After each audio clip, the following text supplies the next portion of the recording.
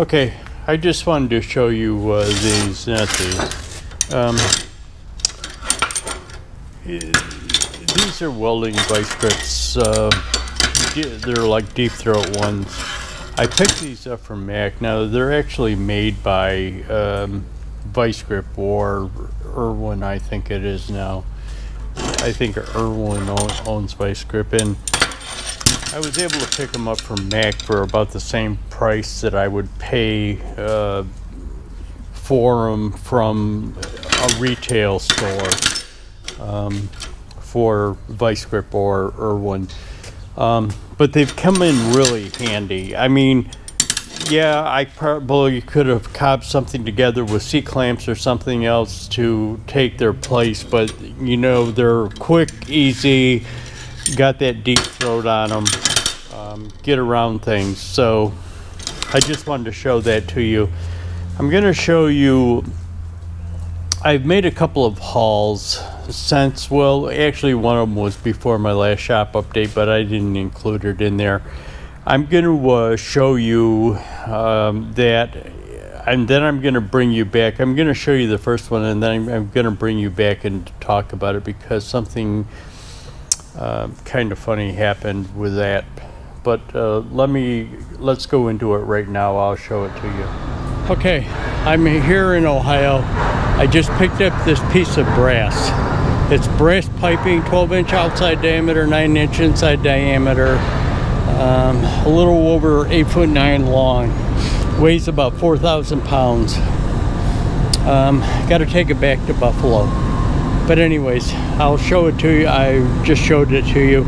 I'm not going to be able to film any of the trip back because the mount on my other camera broke. So I won't be able to do it. Okay, about that Ohio trip. You saw that brass bar on my trailer. Well, it turns out that that was the second brass bar. I pulled into the facility and it's an overhead door or overhead opening that you see directly in front of the trailer, in front of the truck at the end is the opening that I had to drive into to pick up that brass bar. Now usually they drive straight through, but they're doing construction on the other side of the building and they've got that exit ramp blocked off so that you have to pull in, back out. So I pulled into that. Well, there was a truck in there to begin with. I had to wait for that other truck to get loaded, and he pulled forward and I pulled in, and I had built some cradles for that. I knew that I was only picking up one piece. I knew what the outside diameter is, so I built a couple of cradles so that it could sit in the middle of the trailer. Now, I pulled in and it was a younger kid on a forklift, and they have forklifts with long forks on them. He picked that bar up out of the rack, and I told him that I wanted to put it in the cradles. The cradles weren't attached to the trailer. I told him that I wanted to get it in the cradles and then center it over into the trailer. And what he did is he tried to put it into the cradles with using the forklift, and I kind of, from the way he was driving and everything, that I kind of had my doubts about whether this was going to happen or not. But anyways, he tried to get it in. I kind of assumed that since he worked there, he knew what he was doing and how to do it. He tried to get it into the cradles, and it missed, and it rolled off the trailer. Now, I tried to stop it. Actually, I tried to grab the end of it. The inside of the end of it and stop it from rolling, but I couldn't. It was just too heavy and it just went off the edge of the trailer. He picked it back up and put it back on, and I kind of looked at it, and it didn't look damaged to me, but I was strapping it down, and I'll show you a picture of it strapped down on the trailer inside. And another guy walked up to me, and he says to me, "You got the bill of lading for that piece?" And I says, "Yeah, it's in the truck." And he says, "Can I see it?" I showed it to him, and I would continue strapping it down. He comes over to me and he says to me, "Did that guy drop it off the trailer?" And I says, "Yeah, it rolled off the trailer." And he says, "I don't want you to take that." He says, "I don't, where are you from?" And I says, "Well, I'm taking it back to Buffalo." And he says, "I don't want you going back to Buffalo with that thing. There's a little bit of a flat spot on the end of it. So let me, can you unstrap it, take it, and let me take it off, and I will put on another one." Well, I don't want to make this a long story, but anyways, another guy, that younger kid was in the forklift, was on something else. Another guy, an older guy, comes over in another forklift, and he takes the one off of my truck, goes over to the rack, pulls out another one, which was a little bit longer than the original one, pulls it out and tries the same thing. But this time I kind of saw what he was going to do, and I put a block of wood on the backside of the trailer, and he missed the damn things, and it rolled over, but that block of wood saved it from going off the end. And then another guy comes over and he says, "Why aren't you guys using the overhead crane and straps to do this?" And I'm thinking, you know, I had never noticed that they had an overhead crane. It was down to the other end of the building, and that's what they did. I mean, all of this time, they had an overhead crane and straps. See, that's exactly what they should have been using to put it into a cradle. I mean, if you've got cross cribbing on the trailer with wedge supports to stop it from rolling off, and you've got to have more than one bar, loading it with a forklift is fine, but trying to get one piece and do center cribbing in the middle of the trailer, they should have been using that overhead crane to begin with. But hopefully I've thrown up a couple of pics here, and you can see it loaded on the original one, loaded and strapped down on the trailer inside of the warehouse. Now that one got replaced, and that video that you saw to begin with was me after I had strapped it down outside. I had to back out before I got it strapped down so that other truck that was ahead of me to begin with could get back out of there. But that's the story behind that Ohio run.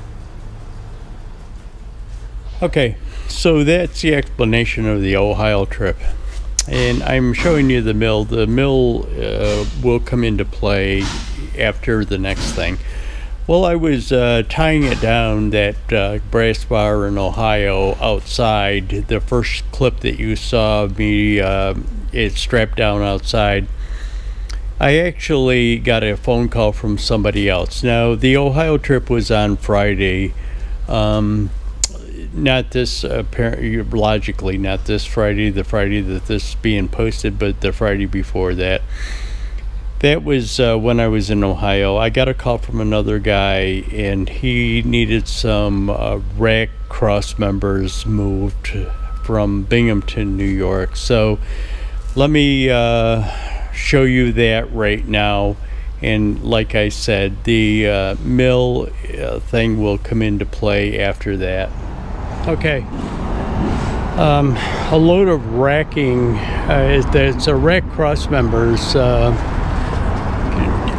in Binghamton, New York. I've got to go up to just south of Rochester, New York with it. There's 380 some, I don't remember what it was, but anyways, there it is. Okay, so the mill. I had it set up, well, actually I set it up for drilling something out for somebody, but what I was using it for was to drill the front motor mount brackets on the Ford haul truck. But let me shut you off here and take you over and show you something else. Now, if any of you that follow my series know, this is a Canadian Auto drill press, the double-headed drill press.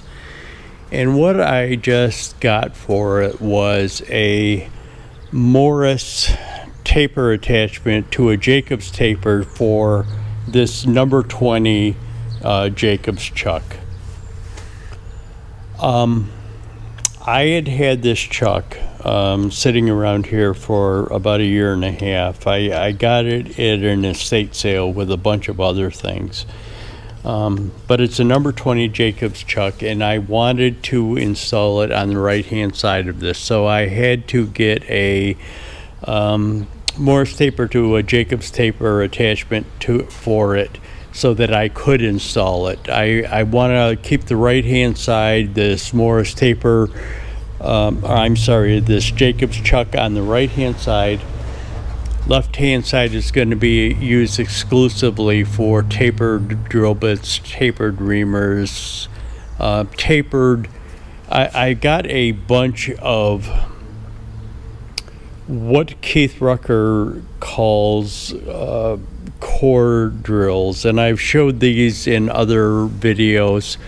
I got a bunch of them from him, and I want to keep the left hand side of the drill press for tapered drill attachments, whether it be drill bits, reamers, what he calls those core drills. But let me show them to you and you can see them again. And here I am over at that drawer, and let me pull one of them out.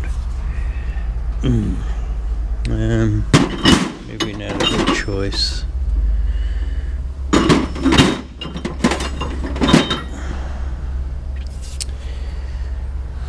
Basically, this is what it is. It's like a 4-fluted drill bit, except he calls them a core drill, because you need a center drill hole to be able to use these things. So they can't drill into something. You have to have a pre-drilled center hole bigger than that end piece on it to get the this to work, to cut to the size. But anyways, that's what he calls core bits, and I've got a bunch of them. The other thing that I got for the K&T, the K&Ts use a number 40 taper attachment. So what I got is a number 40 taper attachment with an adapter for a Jacobs chuck, so that I can use it in the horizontal mill. Now this Jacobs chuck is a 34-33, which is kind of ironic for Jacobs to number it that way, but usually it's single digit numbers, or is in the case of the 20 is a double digit number, but usually it's not two numbers. I got it to use for a bunch of purposes, but right now what I'm going to be doing is putting the Cummins head. If you follow the haul truck series, you know that I've got that Cummins head that where a couple of the exhaust bolts, actually 3 of them, the exhaust port bolts or studs broke off, and I have to drill them out and re-tap them. So what I will get is a left-hand drill bit of appropriate size, and put the head on this where the drill bit out of the chuck will be parallel to the stud of the side of the head. But anyways, I just wanted to show that to you also. Now I'm going to switch to some videos of some... hey, Connor, get over here. Hey, how's it going? Go ahead. Sorry guys, I got interrupted. The FedEx guy showed up looking for somebody, and I've got my grandson's dog in here, and it's a pit bull, and most people panic as soon as they see the dog. So anyways, I got interrupted. But anyway, I'm going to be getting the studs out using this setup here on the mill. And now what I'm going to switch to is I had to make some, let's not call them ramps, but let's call them skid plates that go on the back of the trailer to get small smooth tired forklifts up it. So I'll switch to that now. This is some 3/16 plate steel. It's 10 inches wide, I think, or 12 inches wide, expanded metal. What it is I need to get some small tired forklift trucks onto the trailer. And if you know my trailer, the back of it, the ramps and everything have slotted steel in it where the tires could get down in between the slots of the steel. Of course they wouldn't go down all the way, but it would make it difficult to get the forklift up the trailer ramp. So what I'm doing is building runners to put over the top of the ramps so that the small tired forklifts can go up it. Let me take you over the welding table and I'll show you what I'm doing. And here we are over the welding table, and this is a piece of one of the pieces of 12-inch plate that's 3/16, and that's a piece of expanded metal that's going onto it. Now I got the expanded metal that has the raised ribs on it so that it would get traction, because those smaller forklift trucks have usually have pretty smooth tires on them. So what I'm doing, I just put it on there, kind of lined it up a little bit, and am tack welding it. What I'm doing is going every 3 spaces on it, tack welding it, and I will just continue on that. I'm not going to show you. My other camera died, the batteries are died on it, so I was going to set it up in the tripod and just showing you tacking it. I'm going to finish this one out. Maybe by the time that I get to the second one, the battery will be charged enough so that I can set it up, and I'll just show it to you. Okay, so what I did is I just ground down the sides of this expanded metal before I put it on, just to take the rough edges off of it, the sharp edges off of it where it's been sheared. Then laid this on top of it, and what I'll do is I'll begin tack welding it on. And here we go.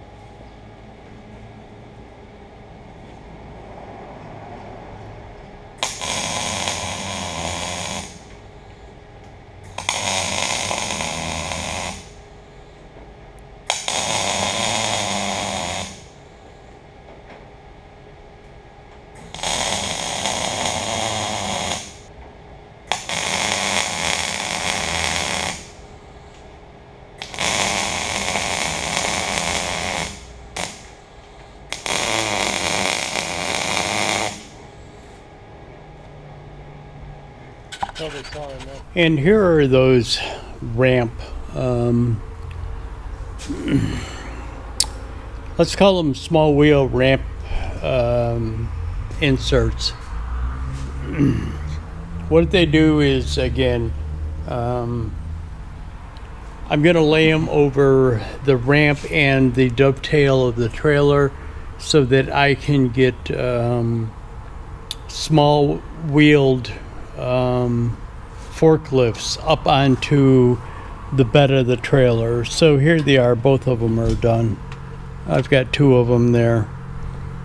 They're pretty heavy. What I might end up doing, I'm just going to try and put it on, and it should just kind of bottom out on the ground, but I might end up putting a cleat on the back side of it so that it catches into the grates of the trailer dovetail just to hold it in place. But anyways, they're done. If I do modify it, I'll bring you back for it. I didn't show doing any of this, but this is a cart. Friend of mine brought it in. He picked it up from someplace as somebody was throwing it out, and they were throwing it out because one of these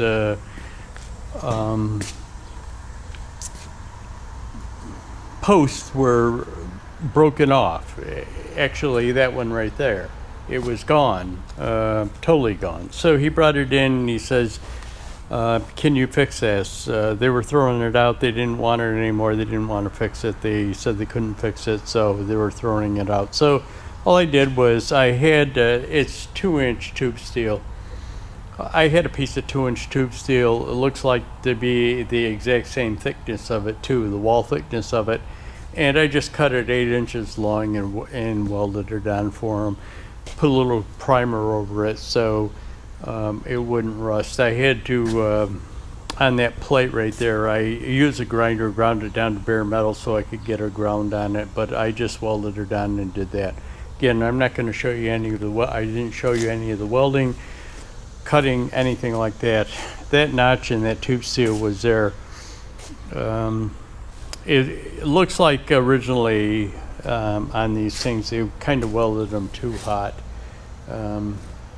You can see probably from looking at that one it's bent, but I'm not going to fix it. All he wanted was that thing on there. So okay, so I'm back over here at the drill press, and some of you might have been thinking to yourself or wondering, okay, so if he got the chuck for the drill press, why did he drill the plates for the motor mount on the mill? Well, it happens that I told my grandson that I would not do that, use the drill press until he was here to see it and be here just to see the drill press used for the first time. So they're away on a trip, a small trip before the kids got to go back to school. So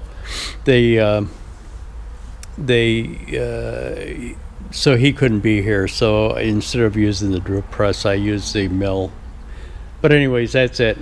Thanks for watching, guys. Hit that like button, subscribe.